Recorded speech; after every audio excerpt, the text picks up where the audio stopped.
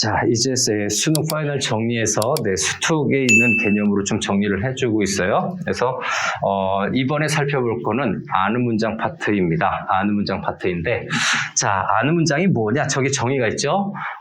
문장 다른 절을 하니까 다른 문장을 다른 절을 문장 성분의 일부로서 안고 있는 문장이 바로 아는 문장이 돼요. 네, 정의는 이렇게 되죠. 이때 안겨 있는 절을 안긴 절이다라고 얘기를 하는데, 그럼 좀 참고 좀 할까요? 여기에서 미리.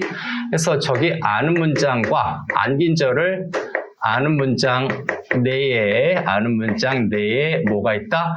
안긴 문장이 있는 구조죠. 문장이 있음, 이렇게 이해하면 뭐 간단하겠죠. 우리가 이해하는 것이 우선이니까. 그래서 문장의 구조에서 저기 두 번째 있는 아는 문장이죠. 구조를 좀 체크 들어가겠습니다. 아는 문장의 기본적인 구조는 일단 도식화하게 됐을 때 주어 서술어가 있을 거예요. 그래서 주어 플러스 들어가는데, 여기 좀 흘러가더라도 중간에 좀 부속적인 성분들이 있겠죠. 뭐 부사어라든가 이런 게 있을 수 있는데, 여기에 다시 주어와 또 울라불라 가서 서술어가 이렇게 좀 들어갑니다. 중간에 잡다한 단어 표현들이 들어갈 수가 있을 거예요. 네, 주어와 서술어가 있고, 플러스 여기에 바로 뭐가 붙게 되냐면 붙을 수도 있고 생략도 가능합니다. 해서 격조사가 여기에 또 바로 붙을 수가 있어요. 그래서 여기 조사는 이렇게 또 해볼까요? 네, 조사가 붙을 수가 있다. 격조사겠죠? 그래서 격조사라든가 보조사 이런 것들이 들어가서 문장 성분을 나타내는 거죠. 그래서 이렇게 격조사, 보조사 등이 바로 뒤에 붙고 플러스 서술어가 이렇게 마지막에 자리 잡고 있는 건데, 바로 요 부분이 요것과 합쳐져서 문장 성분을 구성하는 거죠. 문장 성분을 구성하는 거고, 바로 요 라인이, 자, 이렇게 노란색으로 좀 체크해 볼까요? 자, 네모 박스 치는 요 라인이 바로 안긴 문장이 되겠습니다. 요것이 안긴 문장이 되는 거고, 자, 저 외곽에 있는 요 주어와 여기 있는 서술어가 있는 거죠. 요것은 아는 문장이 되는 겁니다. 자, 요 부분은 바깥에 있는 주어 서술어는 아는 문장을 형성하는 것이다 라고 보면 되죠. 자, 이렇게 되는 건데, 이 문장 성분에 해당되는 격조사와 보조사는 생략이 가능합니다. 그래서 그 종류를 좀 보는 건데, 첫 번째 이런 구조로 이제 체크를 한번 해보죠. 첫 번째 명사절을 아는 문장이라고 좀 해볼까요? 아는 문장. 근데 아는 문장을 밑으로 좀 써볼게요. 간단하게 명사절을 아는 문장. 자, 이 명사절을 아는 문장의 구조는 여러 가지가 있겠습니다만, 미음 기가 붙겠죠. 저것처럼 이제 좀 해볼게요. 네, 주어 플러스 서술어가 있고요. 플러스 바로 요 라인입니다. 자, 요 라인에 뭔가가 붙는 거죠. 네, 요 라인에 뭐가 붙고, 그 다음에 서술어 이렇게 있는 겁니다. 해서 여기에 명사형 어미가 붙는 겁니다. 요 라인에 명사형 어미, 아는 문장이죠. 명사형 어미가 붙는데, 명사형 어미가 뭐가 있냐? 받침 미음, 묘모기, 그 다음에 모모것, 뭐 이런 것들이 보통 붙죠. 그래서 요게 한 세트를 이루어서 여기가 안긴 문장이 되는 거죠. 그래서 명사절, 요게 바로 명사형 어미가 있기 때문에 요게 명사절이 되는 겁니다. 네, 명사절이죠. 그 다음에 요거 안긴 문장이에요. 명사절이고 요거 안긴 문장에 해당이 되는 것. 이런 구조입니다. 예시는 여기 있는 부분을 좀 봐주길 바라고, 두 번째 관형사절을 아는 문장으로 넘어가죠. 그래서 여기 뭡니까? 어미 있는 자리를 보고서 구분을 하면 된다. 관형사절을 아는 문장.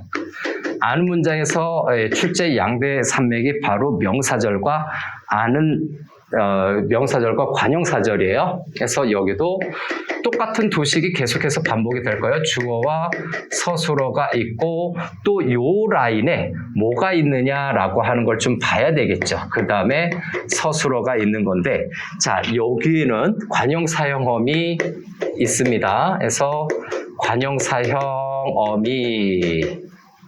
그죠? 관형사형어미.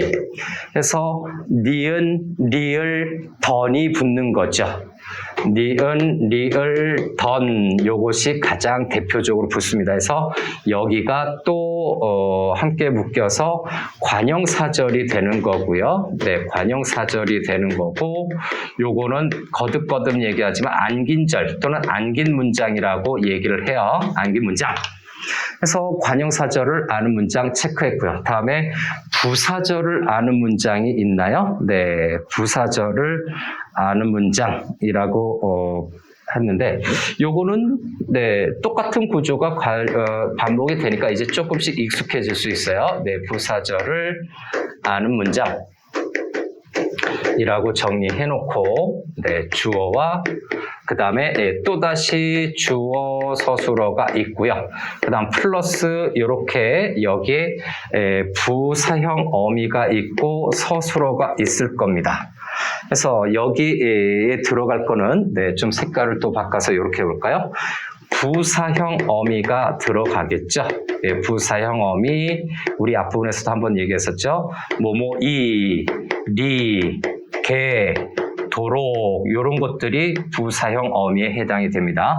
굉장히 종류가 많아요. 요건요. 그래서 굉장히 종류가 많아서 다 언급할 수는 없다. 부사형 어미는요. 그래서 부사절을 아는 문장까지는 이렇게 어미가 붙어서 어미 결합을 통해서 뭡니까? 안긴 문장이 형성이 되는 거죠. 그래서 요 부분들이에요. 지금 여기에 나타나는 요 부분들을, 그죠? 요 어미 부분이죠. 요 부분을 절표지라고 얘기합니다. 요걸요. 그래서 절표지라고 얘기를 해요. 절표지어가 사용이 돼서 뭡니까? 아는 문장을 형성한 거죠. 이제 네 번째로 얘기하는 서술절을 아는 문장을 얘기할 건데, 네 번째로 서술절을 아는 문장은요, 절표지가 없어요. 그래서 여기서 좀 구분을 하고 간 건데 한번 또 정리를 해보겠습니다. 절표지가 없는 네 번째. 그래서 네, 서술절을 아는 문장이죠. 네, 서술절을 아는 문장, 이거는 옆으로 좀 써보고, 이거는 절표지가 없어요. 즉 연결어 뭡니까? 어미가 절 뒤에 결합하지가 않아요. 네, 결합하지가 않아요. 그래서 요거는 절 전체가 결합하는 절 전체가 뭘로 쓰이는 거다? 예, 서술어처럼 쓰인다라고 봐야 되고요. 서술어처럼 쓰인다라는 것을 다시 한번 네, 기억을 해야 돼요. 여기 서술절이죠. 어미나 조사가, 자, 요거죠. 어미나 조사와 같은 표지가 없다라고 얘기했죠. 예, 절을 나타내는 어떤 표시판과 같은 내용이 바로 절표지인데, 절 전체가 서술어처럼 쓰인다. 절표지가 없다라고 하는 거죠. 네, 절표지 없음. 그래서 이거는 구조적인 결합이다라고 보면 돼요. 그래서 이것도 구조를 좀 한번 보겠습니다. 그래서 이거는 따로 표시해서, 자, 주어와 서술어가 있고 주어와 서술어가 있는 구조에서 여기 있는 서술어가 생략이 되는 거예요. 요거는 파란색으로 해볼까? 여기 있는 서술어가 생략이 되는 거죠. 왜냐하면 요거는 요 뒤에 있는 거죠. 네, 그래서 중복 표현이 되기 때문에, 중복 표현이 되기 때문에 생략을 한 겁니다. 바로 이 부분이요. 이 부분은 생략을 한 것이다. 여기가 생략되는 거예요. 그래서 주주서 구조가 됩니다. 주주서 뭡니까? 구조가 된다라고 하는 거죠. 그래서 이것이 여기 있는 주어가 있죠. 여기 있는 주어가, 그래서 요거는 전체 문장의 주어가 돼요. 네, 전체 문장의 주어가 되는 거고요. 요거 전체 주어. 그 다음에 여기 주어와 서술어가 있죠. 여기 있는 요 부분, 네, 요 부분이 전체 서술어가 됩니다. 자, 그래서 전체 문장의 서술어예요. 그래서 이 부분이 전체 문장의 서술어가 되는 거죠. 이런 구조를 지니고 있다. 전체 주어와 전체 서술어를 구성을 한다라는 거죠. 자, 됐나요? 그리고 여기는 네, 이렇게 쓰인 이 부분이죠. 그래서 여기 이 부분, 요거죠. 이 부분에서 요거를 또 서술절이라고 얘기합니다. 이 부분 빨간색으로 다시 하면 요거는 네, 서술절인데 서술절 내에서 서술절 내의 주어는 바로 요거예요. 서술절 내 주어가 있고 그 다음에 서술절 내 서술어가 있어요. 그래서 서술절에 서술어로 구성되어 있는 걸로 봅니다. 얘는 전체 서술어이자 서술절의 서술어. 요거는 서술절의 주어. 요거는 전체 문장의 주어. 이렇게 된다라는 구조가 있죠. 그래서 요게 나와도 구조는 단순한데 우리에게 이렇게 설명적으로 나올 때는 헷갈릴 수가 있다라는 거죠. 자, 다음 밑으로 지워서 이제 이어지는 것은 인용절을 아는 문장인데 여러분들 인용문을 배웠을 때처럼 기억을 떠올려 보면 직접 인용 문장하고 간접 인용 문장이 있을 거예요. 그 두 가지 구조가 다 있습니다. 그래서 그것도 한번 체크를 한번 하죠. 다섯 번째로 들어가서 다섯 번째로 네, 인용절을 아는 문장입니다. 인용절을 아는 문장인데 요건 종류를 좀 구분해야 되겠죠. 인용절을 아는 문장인데 자, 여기에서 보면 인용절을 아는 문장은요, 어떤 말이나 생각이죠. 말이나 생각을 인용한 것인데 절 형식으로 표현을 한 거죠. 그래서 뭐뭐라고나 고가 붙게 되는 거고요. 직접 인용에는 라고, 간접 인용에는 고를 쓴다라고 해서 이건 가장 단순한 구조가 될 겁니다. 그래서 어렵지는 않아요. 그래서 첫 번째로 들어가 보면 직접 인용부터 시작할까요? 직접 인용에 해당이 되는 것은 자, 전체 주어가 있고 흘러가다가 이렇게 큰 따옴표가 있죠. 큰 따옴표가 있고 주어 플러스 서술어가 있는 구조. 큰 따옴표로 막히게 되죠. 여기에 라고가 붙게 되죠. 그 다음에 플러스 서술어가 이렇게 있는데 이 라고가 사용이 되는 것이 직접 인용이에요. 그래서 여기에 보는 주어와 서술어 라고가 있는 것이 바로 이게 직접 인용의 내용이 있죠. 네, 직접 인용으로서 안긴 문장이 되는 겁니다. 안긴 문장이 직접 인용의 형태를 띠고 있어요. 라고가 되는 거죠. 실제 말한 사람의 내용을 그대로 가감없이 전달하는 거고요. 간접 인용은 이제 전달자 입장에서 좀 수정해서 붙여서 좀 전달하는 겁니다. 네, 주어가 있고 나머지 문장이 있고 그 다음에 또 다시 주어가 있을 수가 있어요. 그 다음에 서술어가 있고 여기에 플러스 고가 붙게 되죠.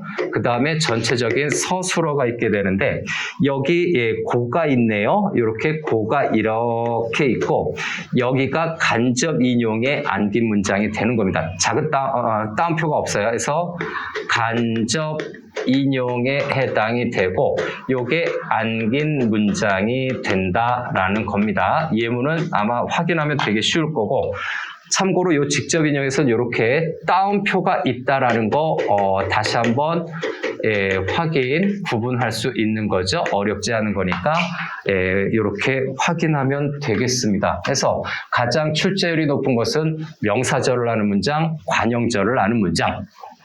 네, 부사절을 하는 문장은 좀 길고 복잡해서 여러 가지 의미를 구분하는 걸로 아마 출제가 될 가능성이 높습니다. 마무리할게요.